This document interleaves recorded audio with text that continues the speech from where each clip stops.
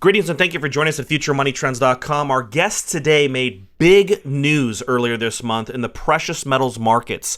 He's one of the most important people we've ever had on our show, not just because he's made myself and our subscribers a small fortune with his silver company in the past 6, 7, 8 years, but he's also one of the most important guys in the mining industry because he's the one fighting back against the massive shorting and price suppression in the precious metals arena. With a direct attack a few weeks ago in an open letter to the CFTC that went viral on Zero Hedge and dozens of other media publications. Keith Neumeyer is the CEO of First Majestic Silver and chairman of First Mining Finance, a new resource acquisition company that he recently launched along with early investors like Eric Sprott, Rick Rule, Maren Katusa, Doug Casey. This is going to be one of the most important shows, if not the most important show of the year, because we're going to get an inside look at silver price suppression coming from one of the largest primary silver producing CEOs in the world. He's agreed to also give us an exclusive look on what could potentially be his $3 billion company. Keith Neumeyer, thank you so much for joining us. Well, thanks, Daniel, and thanks for that introduction. Keith, you made big news earlier this month with the letter to the CFTC.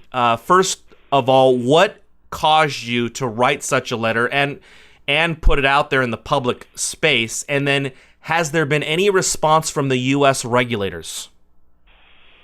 Well, I guess it comes down to frustration more than anything. I've been watching this market, and it's not silver, just silver. It's, I think 20 years ago, I think there was probably very few markets that were manipulated. Now it just seems that every market is manipulated, and I'm a little bit cautious with that word because I think what we would have called manipulated 20 years ago is just normal course trading today, and I think that's why the regulators just kind of look away because they just see what goes on a daily basis, and they just call it normality. So no one throws that word out because it's just normal practices. So it's a little bit of a frustrating situation. I run one of the largest pure silver companies in the world and second largest silver producer in Mexico. And, when the price gets pulled out from you the way it has over the last, 3 or 4 years, it really makes our business challenging. And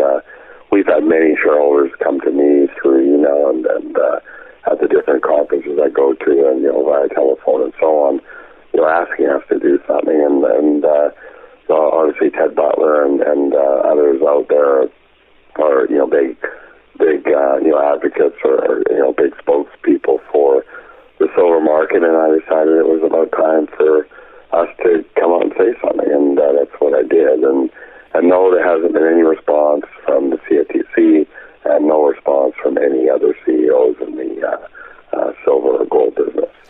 Keith, does the obvious manipulation that you pointed out, and I like that your letter was short and brief to the point.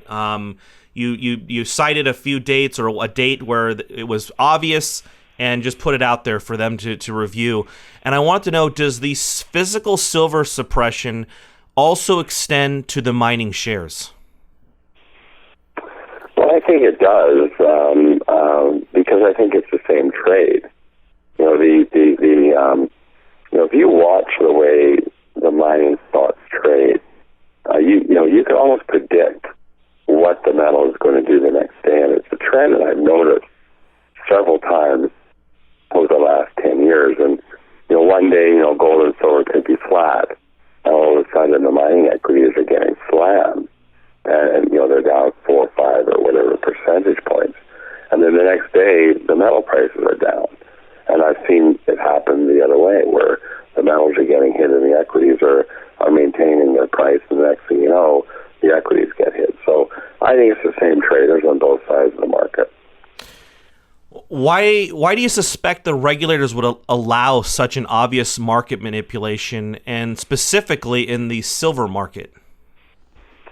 Well, you say obvious. It's obvious to you and I. We're on the outside, and this has been going on for years, and then I think it's just become the normal way of trading. And I'm not sure if you know what the term spoofing means, but I used to be a trader, and that's one of the reasons why, I guess I'm a little bit more passionate than other CEOs in the mining sector. I worked for 3 of the Canadian national banks in the 80s, and my job was arbitraging equities over, several different markets, in Montreal, Toronto, NASDAQ, and the Vancouver Stock Exchange. So, I know a lot about trading, and spoofing, we didn't have a word for it back then, but it was a method of trading where you would put in a big bid or a big offer to try to fool the market to generate either buying or selling, and you would take advantage of that by doing the opposite of what you're trying to tell the market you're doing. And over time, back then it was a relatively innocent form of trading because you didn't have computers back then. Nowadays, you can put in multi-million shares or multi-million ounces of buying or selling, and basically put a bid in or an offer in the market, and you move the market up without executing any trades at all. And it's called spoofing. So you fool the market in thinking there's a huge buyer or a huge seller in the market, and all these other buyers or sellers start front-running this huge bid or offer, and then all of a sudden, seconds before that trade actually executes, the computer automatically pulls it. So you see these huge spikes up and down, and the spoofing mechanism or trade is making a lot of the big players in this market a lot of money, and the regulars just sit by and just watch it happen. They know it happens, but they just sit on their their desks and wherever they're sitting and do nothing about it. Keith, is one of the things that makes you upset, is it disproportional? You had mentioned that all the markets are manipulated, and our mutual friend, Chris Pallett, said there are no markets, there's only manipulations now. So it's talking about stocks or oil or whatever commodity. But it is one of the things that makes you upset, is it disproportional where, okay, there's manipulation in the Dow and the Fed comes out and says rates are going up or down and the Dow will go up 300 points or down. But is it more direct and more engaged in the silver and gold markets? Yeah, it's really hard to say. My business is mining. I've been in the mining sector for 31 years now, and it's a sector I've got a lot of passion for, and a sector that I believe in a lot, and a very critical sector to all the other sectors. The high-tech sector, the automotive sector, all the other sectors that we rely on as a human race would not exist without the mining sector. So, I think it's the most important sector of all businesses, and it often gets ignored. So, but it is a very small business. And, when you look at, the market cap of Apple, you could fit pretty well every single mining company on the planet into Apple's market cap. So it gives you kind of a perspective on, even though mining is very important, it is quite a tiny business. So any tiny market is more easily manipulated than, a much larger market. Keith, when you speak with guys like Eric Sprott, who manages a silver physical fund, or other silver-producing CEOs, what percentage would you speculate that have the same opinion as yourself? Is this common knowledge amongst silver mining CEOs or executives or people who are dealing in the precious metals community?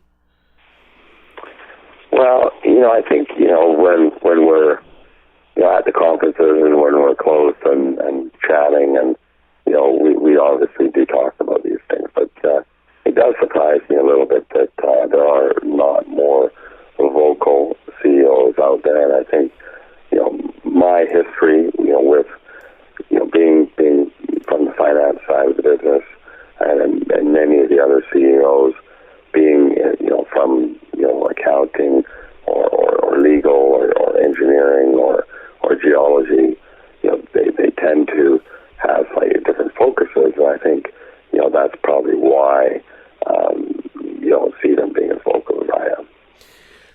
Keith, I want to get into the supply of and demand fundamentals for silver, but before I do, I'm really excited to bring to the attention of my subscribers a new opportunity. I mean, you've had a long history in the resource sector, taking First Quantum Minerals from penny stock to billion-dollar giant. then First Majestic Silver, which I was lucky enough to start investing in the mid 2000s, late 2000s, where it went from penny stock to billion-dollar market cap in 2011. And now you've launched First Mining Finance with some early investors with big names: Eric Sprott, Rick Rule, Doug Casey, Marin Katusa.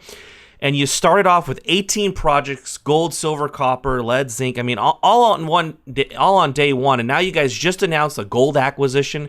Can you introduce the audience to First Mining Finance? Yeah, one thing that your listeners should be aware of is in both cases, in First Quantum and First Majestic, I acquired assets for both of those companies when they were cheap. No one wanted them. The 5 producing mines that First Majestic currently is operating, and don't forget, First Majestic is the second largest silver producer in Mexico, so it's a significant achievement. 4 of those mines were purchased from January 2004 to June of 2006 over an 18-month time frame, where no one wanted them. I bought them for pennies on the dollar. Combined, the 4 mines cost me less than $10 million.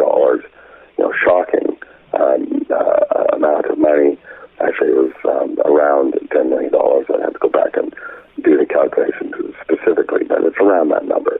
So 4 mines, for that amount of money.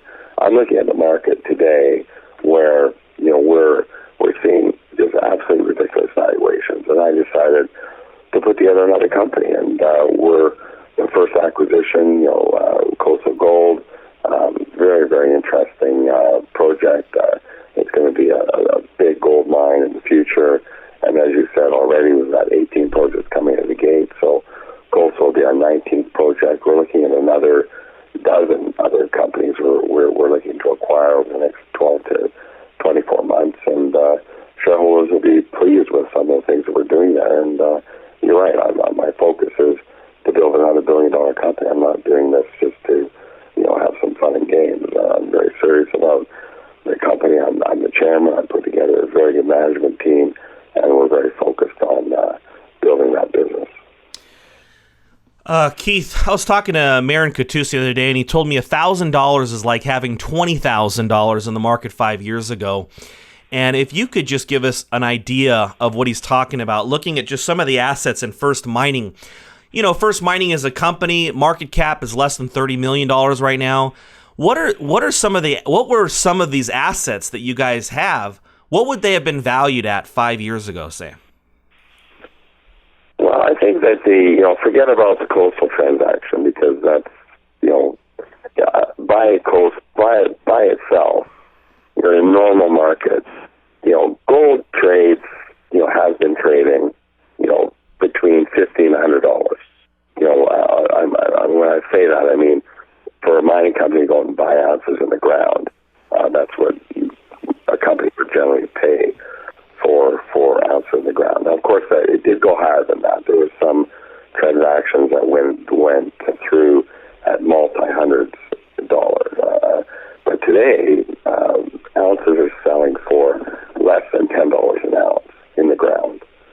So, that kind of valuation is absolutely ridiculous. And so even if you were to sit, on your hands for the next 2 or 3 years, and things went back to normal, to $50 an ounce range or $50 to $100 an ounce range, which is normal, then all of a sudden, you're making 5-10 times your money just by doing basically nothing.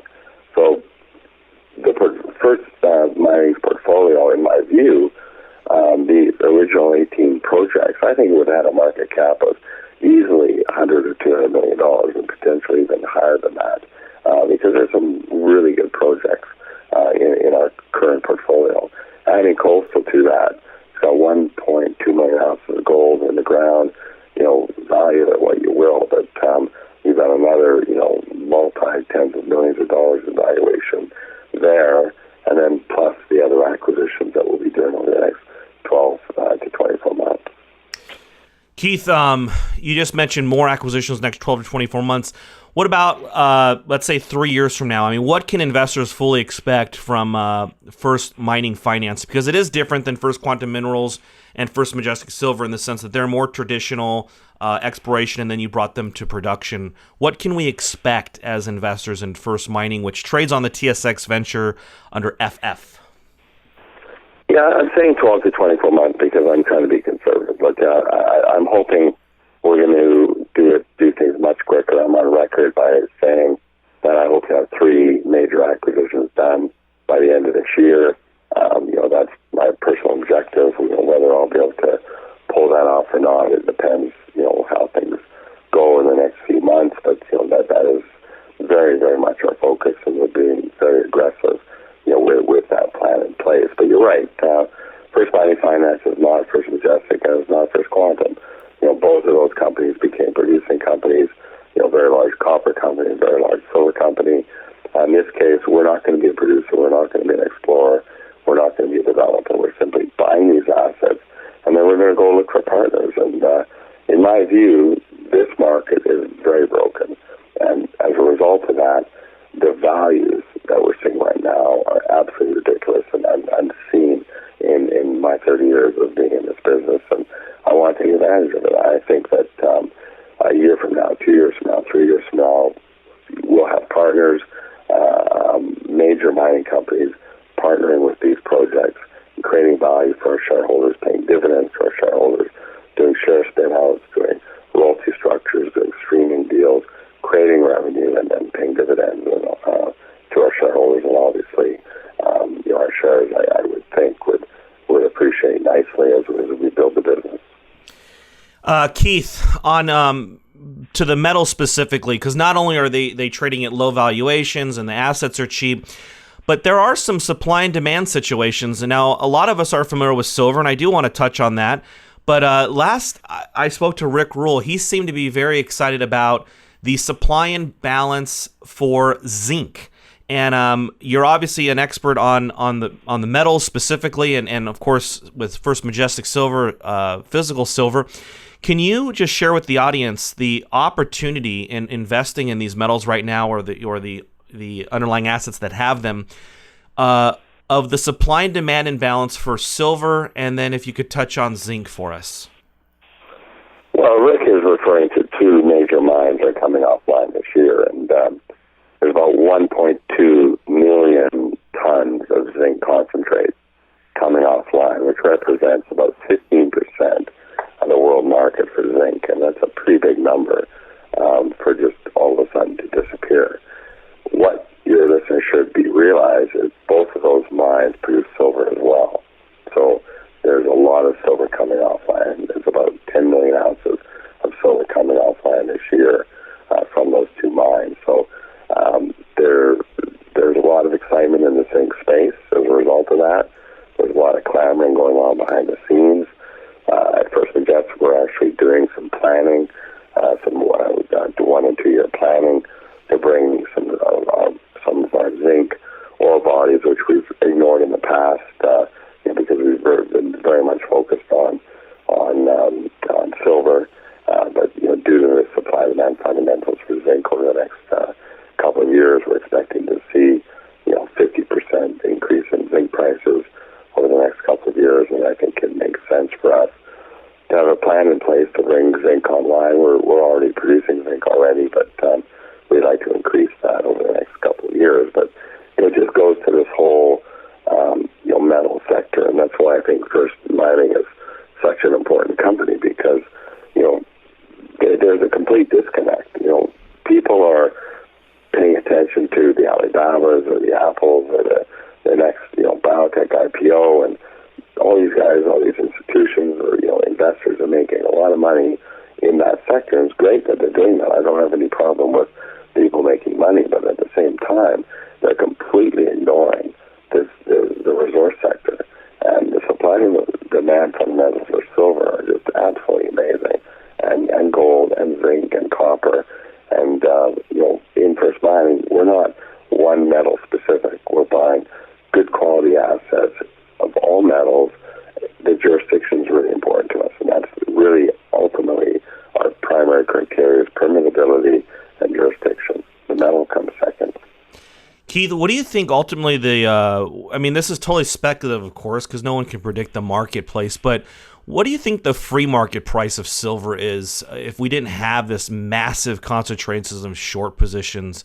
What's your best guess? I mean, what do you think silver is really, truly worth to make the market functionable and new exploration, worth it for companies? Is it $30? Is it $50? Is it $100? Well, I would have to go to the ratio, and this is something Eric Spark talks a lot about because, and I'm a huge believer of it. It's, right now, we're mining 10 ounces of silver for every 1 ounce of gold. So gold is trading at, let's say, $1,200 just to round it up. So that would be $120 silver if the ratio was 10 to 1. So I say silver should be $120. The other key ratio is the ratio that has been common, for 500 years, and that's the Sir Isaac Newton came up with the ratio of 16 to 1, and that's how they created the pound sterling. And so there was a theory that there was, for every 1 ounce of gold, there's 16 ounces of silver in the Earth's crust. So using 16 to 1 at $1,200, the math would probably be somewhere around $80 or $90 an ounce. So it's, silver should be trading, in my view, from somewhere from $80 to $120 an ounce. Well, that's interesting because there's a strong case, as you know, from the massive evidence GATA, the Gold Antitrust Action Committee, has shown that gold has significant price suppression. So perhaps gold should be closer to 2,000, and of course that would up the price of silver as well. Keith, last time we had you on your on the show, and this will be the last question, guys. I know you're busy and you're actually in London right now, taking some time with us, so we really appreciate it. We had talked about a global reset, and I wanted to just get your opinion. I mean, you just came back from Switzerland, now you're in London, you're on your way to Mexico, looking at global finance. Does it still play out that there's some type of global reset coming for the U.S. dollar and U.S. debt-backed system? Well, it's in the cards, for sure. Predicting exactly what it's going to mean or what it's going to look like, that's the big challenge. And I think a lot of people are ignoring it. Now, there's some, forward thinkers out there that, do talk about it and so on. But, it's a bit of a guessing game. And then, some people say, China's going to link their currency to gold. And I'm not sure if I'm actually, believe that, because I think that, China probably is very happy in this current environment. They've got rallying U.S. dollar. There's a big holder of U.S. dollars. They're buying gold on the cheap.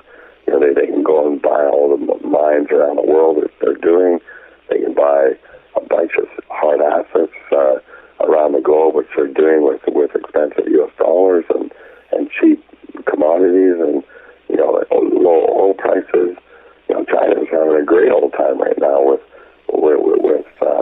the amount of U.S. dollars they currently have and the amount of U.S. dollars that are coming into their country. So I think they're probably the last group that really wants to change things. So, but I do think that the Chinese want their currency part of a floating currency and part of the SDR. So I think that's really going to be the next leg in this whole change or reset going forward. And it could even happen this year. There's a major meeting happening later this year with the IMF, and there's a lot of speculation that the Chinese will have the yuan linked or part of the SDRs, which will be a big thing for the Chinese. That will allow them to start trading their currencies internationally. The Americans are currently opposed to it, as you probably know. They see the threat. But I think it will happen. I think it's going to be difficult for the IMF to prevent the yuan from going into the SDR. But after that, we'll probably go into another period of stability. And then I think maybe down the road, we'll see commodities or gold then start Do you think it's possible that if China discloses their gold holdings, that could that spark the next big bull run in gold? Well, of course it would, and that's what I'm just going back to what I was saying earlier. I don't know if China is ready for that to happen, because once they do it, gold will probably go up by some hundreds and hundreds and hundreds of dollars. I could see gold going, up to $3,000 or, some number like that. Who knows exactly what number it would be, but I could easily see that would occur, because all of a sudden people will see, the hoard that the Chinese have actually accumulated over the last decade. And I think that would completely change the market. But I'm not quite sure whether the Chinese actually want that to happen. I think ultimately they do. But I think they're quite happy just selling U.S. dollars and buying gold right now, and they're likely going to do that for the foreseeable future when gold runs out and they just simply can't buy anymore. Keith Neumeyer of First Majestic Silver and chairman of First Mining Finance, trading on the TSXV under FF. Keith, thank you so much for your time again. We really appreciate it. Well, thanks, Daniel. I enjoyed joining the conversation.